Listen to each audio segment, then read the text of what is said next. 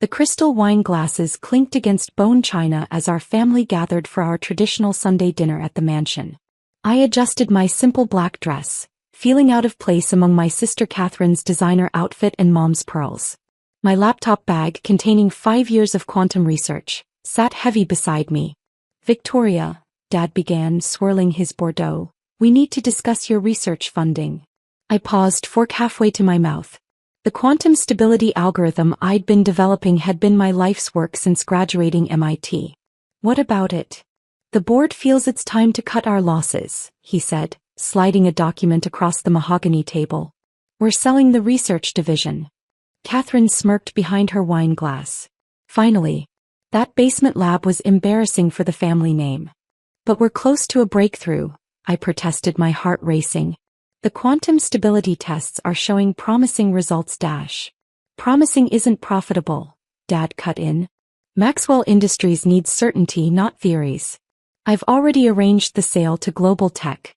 Mom dabbed her lips with a napkin. "Darling, it's time to do something practical. Catherine's division is bringing in real revenue. By copying other companies' innovations," I muttered. "By making money," Catherine shot back. "While you play with your equations in the dark." Dad pushed the papers closer. "Sign the transfer documents. Global Tech is offering $2 million for the entire project." $2 million. I almost laughed. "Dad, the potential applications alone are worthless without proof," he interrupted. "Sign." My phone buzzed in my bag. Then again. And again. "Popular tonight?" Catherine sneered. With trembling fingers I pulled out my phone. 3 messages from the patent office marked urgent lit up my screen. I opened the first one. "Quantum stability algorithm patent number 457892 approved." The second, "breakthrough designation granted." The third made my heart stop. "Initial bidding offers starting at $3.7 billion. Please advise." I looked up at Dad, who was already signing the transfer papers with his Mont Blanc pen. "About that signature." "It's done," he declared, finishing with a flourish. "Time to join the real world, Victoria." "Interesting timing," I said calmly, turning my phone to face them. "The patent office seems to disagree about worthless theories." The pen clattered from Dad's hand, leaving an ink stain on his pristine white tablecloth. Catherine's wine glass froze halfway to her lips. Mom's fork hit her plate with a sharp clang. 3.7. Catherine choked. "Billion," I finished. "Not million. Billion." I stood, gathering my laptop bag. "And that's just the starting bid." Dad lunged for the papers he'd just signed, but I was faster. "These," I held up the transfer documents, "are worthless. The patent's in my name, not Maxwell Industries. I registered it privately last week." "You can't do that," Dad sputtered. "The company funded My personal trust fund funded it," I corrected. "The one Grandma left me. I never took a penny of company money." I smiled, remembering Grandma's last words.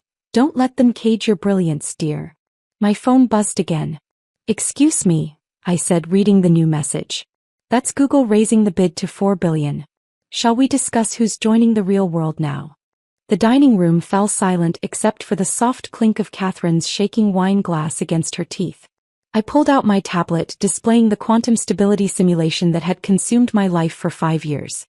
"Let me show you what you were about to sell for pocket change." The holographic display lit up the dining room, showing quantum particles dancing in perfect synchronization. Dad's face paled as he recognized the implications. "Quantum computing without decoherence," I explained, rotating the display.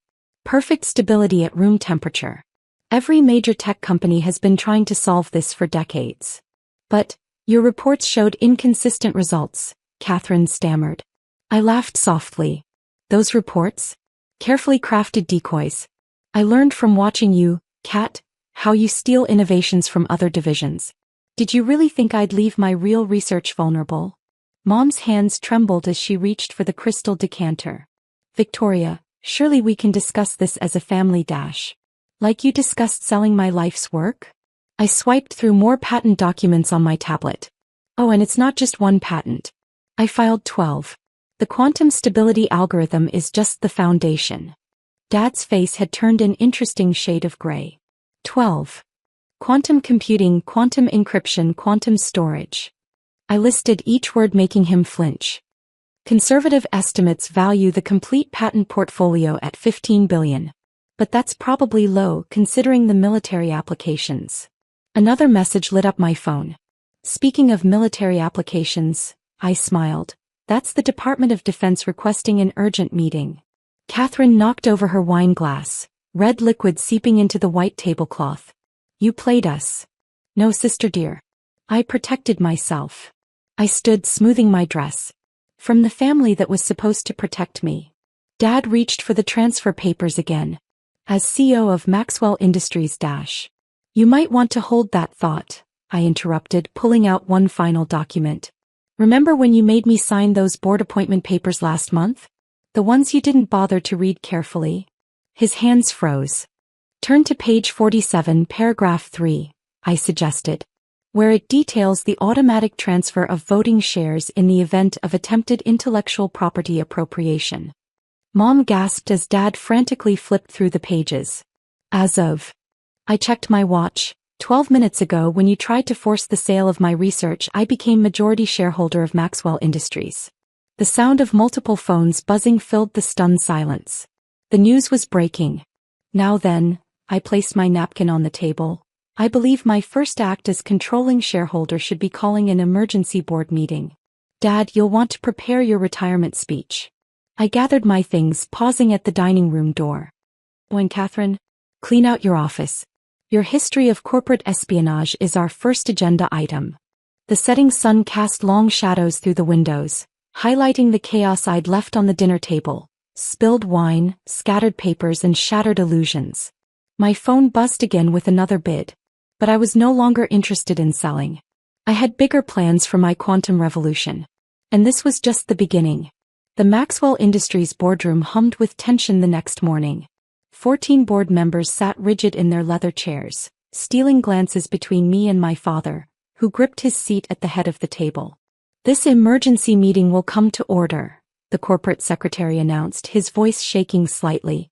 On the screens behind him, the company's stock had already jumped 47% on news of the quantum patent breakthrough. Before we begin, Dad started, trying to maintain his authoritative tone, I want to address these ridiculous claims. Let's start with facts, I interrupted, taking out my tablet. Mr. Roberts, please distribute the documents. My lawyer stepped forward, handing out thick folders. As you can see, Ms. Maxwell's quantum technology patents are independently held. Furthermore, her acquisition of controlling shares is legally binding under Article 7 of the company charter. Impossible, Catherine burst out from her seat near Dad. She's never even attended a board meeting. I smiled, pulling up the security footage from my lab. Actually, I've attended every meeting for the past year. You just didn't see me. The screens showed various maintenance staff and junior assistants in the background of board meetings. In each clip they wore different faces, different uniforms, all me gathering intelligence. Facial modification technology, I explained, touching my now natural face. Another patent in my portfolio. Amazing how invisible you become when people think you're just serving coffee. Dad's knuckles whitened on the armrests. The board won't stand for this manipulation. The board, I cut in, might be more interested in this. I clicked to the next screen, showing detailed records of Catherine's corporate espionage. 5 years of stolen innovations, buried researchers, and destroyed careers. All to maintain the illusion of your precious innovation division. Catherine's face drained of color as her crimes filled the screens. Ms. Maxwell, Mr. Chin from the audit committee spoke up. What exactly are you proposing? I stood, walking to the window overlooking the city. Maxwell Industries was founded on real innovation, by my grandfather. Not theft, not intimidation, but genuine breakthroughs. I turned back to the board. I'm proposing we return to those principles. My phone buzzed again. The bidding for the patents had reached $6 billion. I ignored it. Effective immediately, I'm restructuring the company. The researchers you buried. I pressed a button and the door opened. A group of familiar faces entered, scientists and engineers Catherine had pushed out over the years. They're your new department heads. This is absurd, Dad sputtered. You can't just dash. Actually, I can. And I have one more surprise. I nodded to Mr. Roberts, who distributed another set of documents. The quantum technology? It's just the beginning. Meet Project Phoenix. The screens filled with designs and simulations that made the board members gasp. Even Catherine leaned forward, her anger momentarily forgotten. What is this? Someone whispered. The future, I replied simply. And it's already built. The boardroom screens displayed a massive underground facility beneath my small basement lab. A quantum computing center larger than 3 football fields. While you thought I was playing with equations, I explained, zooming in on different sections, I built the world's most advanced quantum research facility. Funded entirely by my trust fund and private investors who actually understand innovation. Impossible, Catherine breathed. The construction alone would have been noticed by your corporate spies? I smiled. They were too busy stealing outdated tech to notice the real work happening right under their feet. Literally. I pulled up the facility's test results. 3 weeks ago we achieved quantum supremacy. Last week we solved protein folding problems that would take traditional supercomputers centuries. Yesterday we cracked atmospheric carbon capture. The board members' phones started buzzing simultaneously as the markets reacted to each revelation. Maxwell Industries stock was soaring. But that's not all, I continued, clicking to the next screen. Dr. Rivera, would you like to explain your department's breakthrough? A woman Catherine had fired 2 years ago stepped forward. Using Ms. Maxwell's quantum stability algorithm, we've developed a room temperature quantum computer the size of a laptop. The prototype is ready for demonstration. Dad finally found his voice. You can't just. These people were terminated. Illegally terminated, I corrected. After they refused to let Catherine steal their research. Speaking of which. I nodded to security. Please escort my sister to her office to collect her things. The FBI's corporate fraud division would like to ask her some questions. As Catherine was let out, screaming about family loyalty, I turned back to the board. Now let's discuss the real future of Maxwell Industries. Dad, you might want to take notes. It'll be your last board meeting. Mr. Chin raised his hand. The shareholders are ecstatic, I finished, displaying the stock ticker. We're up 89% and climbing. Because for the first time in years, Maxwell Industries is actually innovating.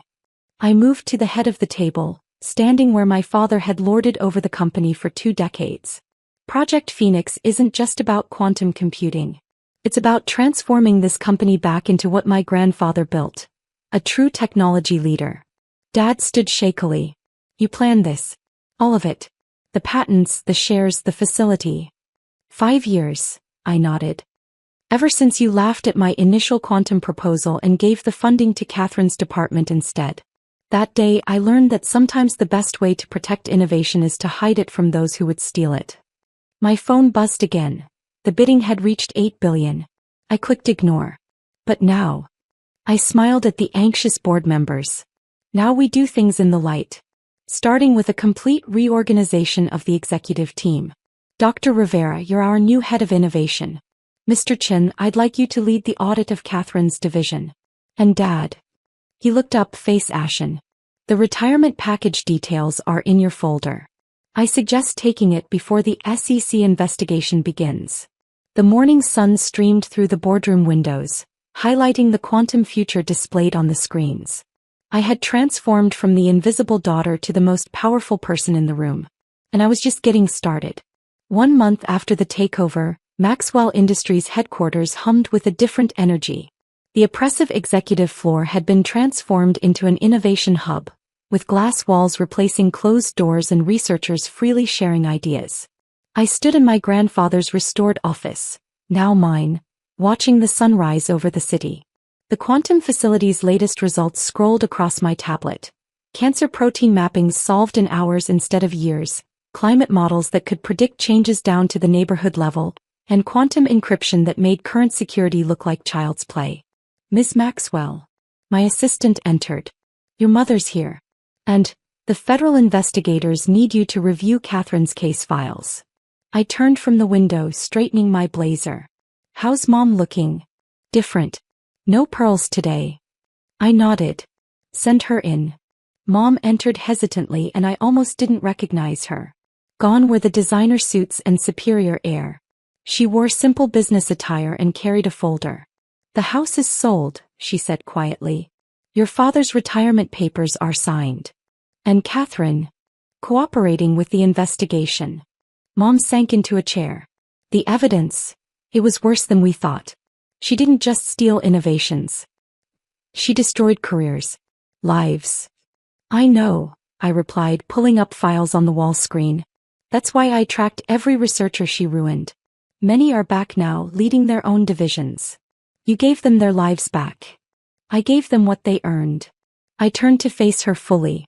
"Something this family forgot how to do." Mom opened her folder with trembling hands. "I found these in your father's study. Your childhood drawings. Quantum equations even then. You were trying to show us for years.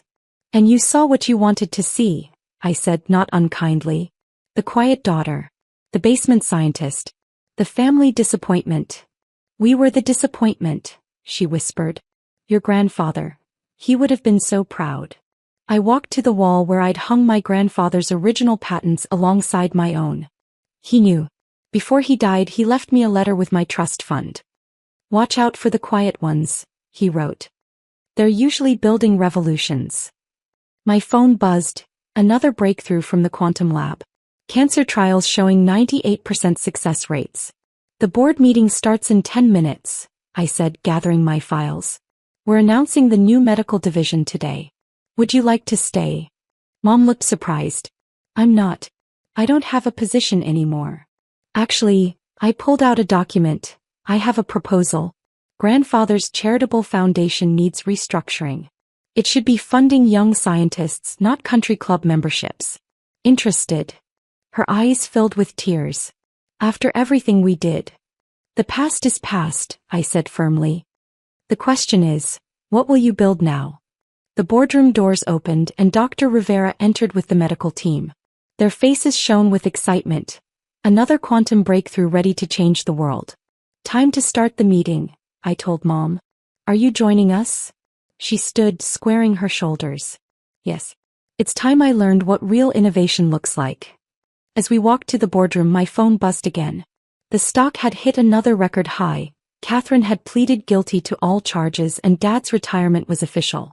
But those weren't the messages that mattered. The one that counted was from the quantum lab. Clinical trials approved. First patients ready. We're going to save lives. I smiled, thinking of my grandfather's words. The quiet ones build revolutions. And my revolution was just beginning.